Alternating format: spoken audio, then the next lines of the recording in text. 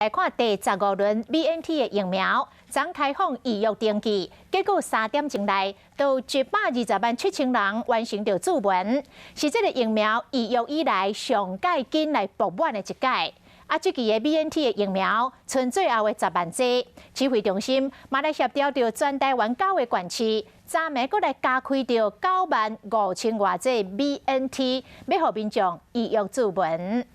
的话，下午哈。不管是到药局登记，还是直接伫线顶抢第15轮疫苗，昨日开放注文，就出现 BNT 疫苗有100多万人，干那3点钟内就有120.7人抢要注文，是史上上紧。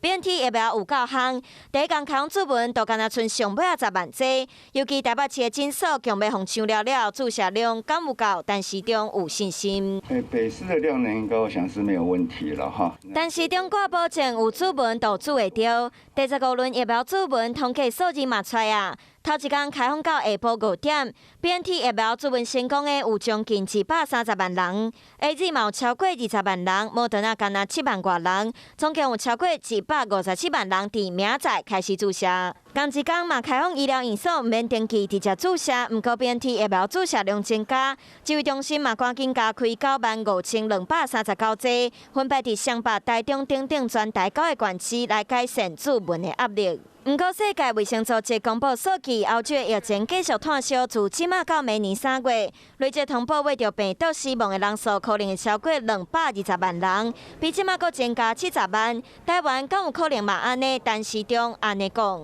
当然，国内目前还算是很平稳。我们10月4号一个本土案例，那以后到现在都还维持是0。太早解封是造成这一次欧洲疫情非常重要的一个的关键，因为这样子会导致这个其中没有打疫苗的人会受到这样的一个感染，让疫情再起。专家分析，因为目前台湾境外管制游玩真严格，民众挂嘴暗的卫生观念真强，嘛是疫情得到控制的因素之一。